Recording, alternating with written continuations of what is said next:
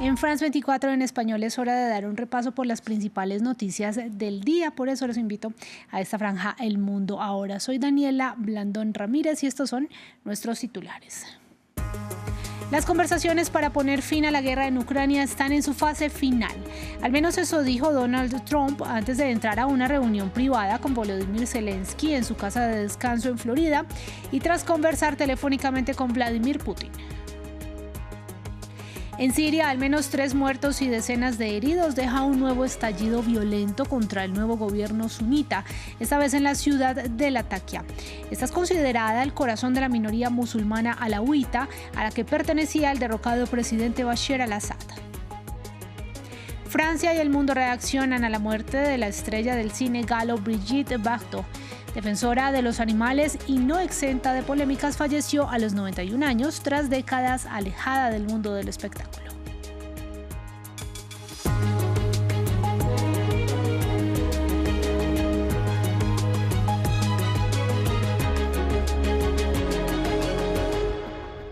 Comenzamos en Estados Unidos, en donde hay expectativa por los resultados de la reunión presencial entre Donald Trump y Volodymyr Zelensky para tratar de sellar cuanto antes una salida negociada a la guerra entre Rusia y Ucrania. Las delegaciones se reúnen en Mar-a-Lago, la casa de descanso de Trump, justo después de que el inquilino de la Casa Blanca hablara telefónicamente con su homólogo ruso Vladimir Putin por más de 1 hora.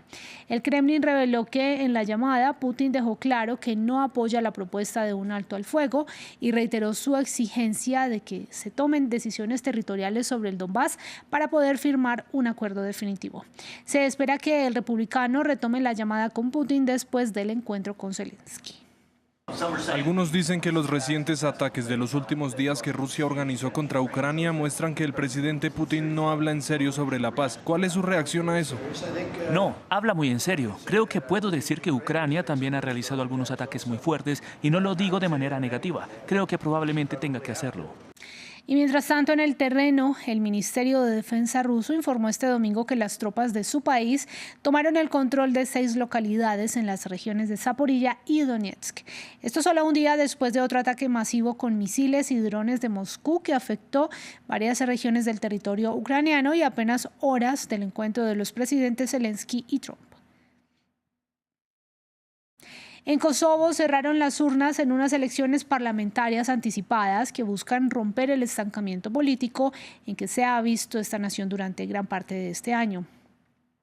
Es la segunda elección en menos de 1 año.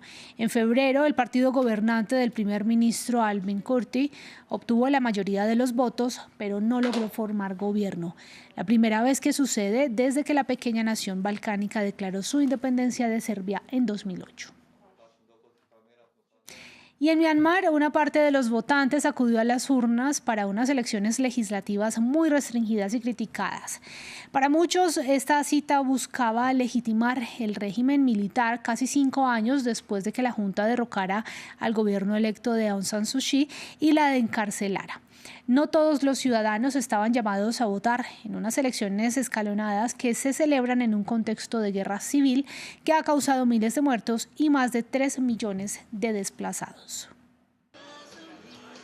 Las urnas cerraron en los colegios electorales.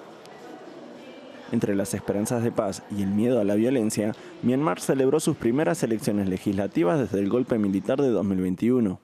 Pero en un país en guerra civil, las elecciones solo se celebran en las zonas controladas por la Junta, como aquí en Rangún o en la capital Naypyidaw. Sé que tengo que votar, es inevitable, siento que tengo que votar porque después volverá la paz. Somos personas desplazadas, por lo que tenemos que votar para poder volver a nuestro pueblo después de las elecciones. Es la primera vez que voto porque es el deber de un ciudadano. Estas elecciones son una oportunidad para hacer valer la voluntad del pueblo. A cientos de kilómetros de allí, en Sagaing, familias desplazadas se refugian en la selva para huir de los bombardeos del ejército. Para ellas, estas elecciones son una farsa. Es imposible que estas elecciones sean justas. El ejército organizó unas elecciones injustas. Ahora estamos sin hogar, en la selva. ¿Cómo podríamos apoyar estas elecciones cuando la junta militar ha destruido nuestras vidas? A principios de 2021, los militares derrocaron al gobierno elegido. Aung San Suu Kyi, Premio Nobel de la Paz y entonces jefa del gobierno, fue detenida y condenada a 27 años de prisión. El paréntesis democrático se cierra para Myanmar. Desde entonces, el ejército lucha contra diferentes grupos rebeldes y al parecer solo controla la mitad del territorio birmano. Observadores internacionales enviados por Rusia, China, Camboya y Nicaragua han llegado al país para asistir al desarrollo de las elecciones. Sin embargo, la ONU ya ha denunciado que las elecciones se han visto marcadas por la violencia y la represión a la oposición. Pasamos ahora a Siria. Ese país árabe revivió este domingo los temores a un repunte de la violencia sectaria originada en el derrocamiento hace un año del presidente Bashar al-Assad. En los últimos días se produjeron 2 ataques. El del viernes, perpetrado con una bomba en una mezquita alauita en la ciudad de Homs. Y el domingo, manifestantes que protestaban en Latakia sufrieron ataques que se saldaron con al menos 3 muertos. Alberto Naya nos cuenta. Tras una tormenta que duró más de 13 años, llegaron las venganzas sectarias y si al-Shara puso fin al conflicto cuando tomó Damasco, las escaramuzas persisten. La última contra una comunidad alauita que quedó desprotegida tras la huida de Bashar al-Assad. Sus ciudadanos reclaman más protección y leyes propias para convivir. Planteamos pacíficamente demandas para finalizar la injusticia y detener los asesinatos, desplazamientos, homicidios y secuestros que sufrimos. Repetimos, queremos una región federal. Pero a demandas pacíficas, represión. El domingo 3 alauitas murieron en esta manifestación por disparos. Reclamaban un federalismo que a ojos del pueblo alauita representa la única forma de seguir con vida. Vinimos a exigir nuestra dignidad, nuestro sustento, a exigir un federalismo político como el de grandes estados como Estados Unidos, Alemania y los Emiratos Árabes Unidos. Vinimos a pedir un sustento que podamos dar a nuestros hijos. Después de que nos suspendieran el salario y nos despidieran, vinimos a reclamar nuestro derecho a vivir tras ser asesinados en nuestras propias tierras. Una manifestación convocada en Latakia, donde vive la mayor parte del pueblo alauita, para protestar justamente por la masacre ocurrida el sábado en Homs. Un ataque bomba en una mezquita de la misma minoría fue atacada por el grupo Saraya Ansar al-Sunnah, grupo sunita ultraconservador que sigue en la disyuntiva de los ataques suicidas como forma de venganza. Por ello, el pueblo alauita reclama protección propia. En otras noticias del día, en la franja de Gaza, los desplazados padecieron una noche de tormenta que derivó en inundaciones. En Han Yunis, los gazatíes lamentaron la gran cantidad de agua que entró en sus tiendas de campaña y afectó sus pertenencias. Actualmente, con bajas temperaturas, en el enclave se sufren ataques israelíes de manera esporádica. Ramiro Cuev-Barberena nos amplía. Continúan las inundaciones en la franja de Gaza. Los fuertes vientos y las lluvias volvieron a ser un problema para los desplazados en el enclave.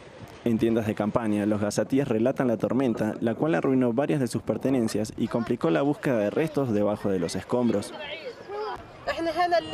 Anoche estábamos prácticamente ahogándonos en el agua. Se formaron charcos, había viento fuerte y polvo. La tienda de campaña se voló y ahora está llena de agujeros.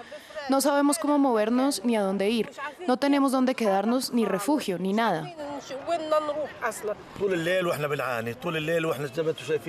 Sufrimos toda la noche. El agua entró en nuestras tiendas, hubo truenos y relámpagos. La lluvia nos inundó. No podemos regresar a nuestras tiendas y ni siquiera podemos recuperar nuestras pertenencias. Para los habitantes del enclave, padeciendo las consecuencias de la guerra con Israel, la vida en las tiendas de campaña es incómoda. Con escaso refugio ante el agua, también sufren los climas extremos de la zona. La gente ahora odia el invierno. Solían decir que en verano en la tienda de campaña hacía mucho calor, pero el calor es mejor que este frío invierno. En verano puedes salir, quitarte la ropa, arremangarte y marcharte, pero ahora no hay manera. Las mantas y los colchones están empapados de agua, no hay nada con qué calentarse. Si bien los niveles de violencia disminuyeron, los ataques no cesaron por completo. Desde que entró en vigor la tregua, alrededor de 400 personas murieron por ataques israelíes. Y justamente Donald Trump recibe este lunes al primer ministro de Israel, Benjamin Netanyahu. Será la quinta reunión entre ambos mandatarios en Estados Unidos desde que Donald Trump regresó a la Casa Blanca y por el momento no se conocen detalles de la agenda. Sin embargo, se espera que aborden temas como el avance hacia la segunda fase del cese al fuego en Gaza y lo que Israel llama las amenazas de Irán y el grupo Hezbollah. Y desde este lunes 29 de diciembre ya no podrán circular los tradicionales carruajes con caballos en Cartagena, uno de los sitios turísticos más visitados de Colombia. La prohibición surgió como respuesta a años de presión por parte de activistas por los derechos de los animales que denunciaron que las extenuantes jornadas a las que son sometidos estos caballos provocan lesiones, estrés y colapsos por agotamiento. En su reemplazo circulará un primer lote de vehículos eléctricos. La ciudad caribeña tuvo por décadas como uno de sus símbolos los carruajes tirados por caballos para pasear turistas a lo largo de las calles empedradas. Responsables políticos, asociaciones y personalidades del mundo cultural rinden homenaje a Brigitte Bardot, el ícono del cine francés entre las décadas de 1950 y 1970, cuya muerte a los 91 años se conoció este domingo. Sus seguidores destacaron su legado y su impacto más allá del cine. Amal Benotman nos cuenta más en el siguiente informe. La actriz francesa Brigitte Bardot, ícono mundial desde Y Dios creó a la mujer en 1956, falleció a los 91 años. En París, sus admiradores reaccionaron a la muerte de una figura considerada atemporal. Con la muerte de Brigitte Bardot da la impresión de que se pasa una página entera. Hay un gran vacío. Era una leyenda y es muy triste que haya muerto, pero también dejó un legado enorme. Para mí, como estadounidense, representa en cierto modo a Francia. Las reacciones fueron más allá de sus seguidores. Responsables políticos, asociaciones y figuras de la cultura le rindieron homenaje.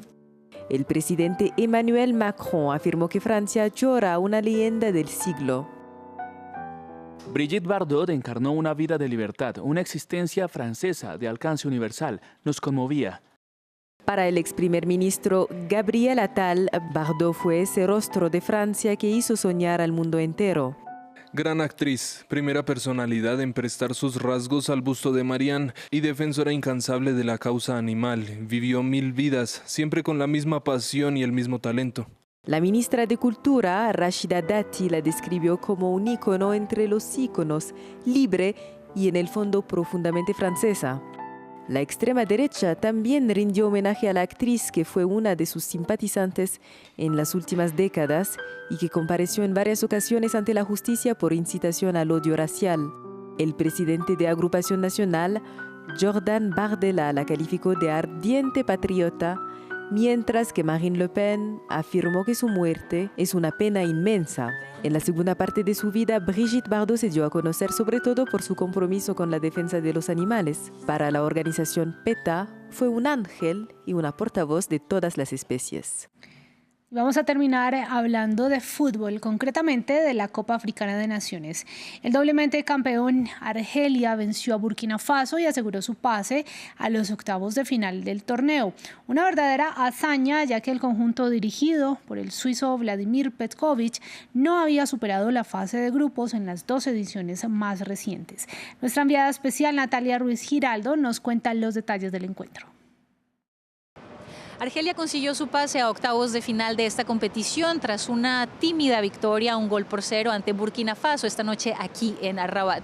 Una victoria más bien deslucida, aunque los argelinos tuvieron la posesión de la pelota, especialmente en la primera parte de este partido, con un gol que llegó en el minuto 23, un penalti cobrado perfectamente por Riyad Mahrez, capitán y estrella de este equipo. Burkina Faso tuvo pocas ideas de gol, muchísimos errores, falta de precisión, demasiados pecados para poder arrebatarle el triunfo a los argelinos. Pero hay que decirlo, eso sí, que Burkina Faso continuó luchando. Fue Bertrand Traoré, el número 10 y capitán de este equipo, quien trató de orquestar jugadas para que terminaran en gol. Muchas terminaron tímidamente en las manos de Lucas Zidane, quien hoy estuvo muy finito en la portería, una vez más bajo los ojos de su padre Zinedine Zidane, quien también vino a verlo en este segundo partido. Burkina Faso tuvo su gran ocasión de gol en el minuto 83, pero finalmente, como les decía, Zidane tuvo un buen papel una vez más. De esta manera, Argelia no solamente pasa a los octavos, sino que lo hace como primero, como cabeza de grupo, lo cual le permite tener un rival en los octavos de final que no sea tan difícil como podría hacerlo. Lo que sí se confirma además también en este grupo es ya la eliminación de Guinea Ecuatorial, que hoy perdió su partido ante Sudán. Fin del informativo, gracias por sintonizarnos.